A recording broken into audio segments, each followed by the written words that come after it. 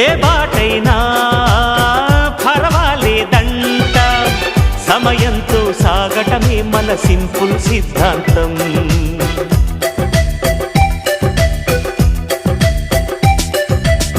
చిరుగాలికి పరిమళమిచ్చే సిరిమల్లెల వనమై ఉందాం, గగనాన్ని నేలను కలిపే హరివిల్లుల వంతెన అవుదాం.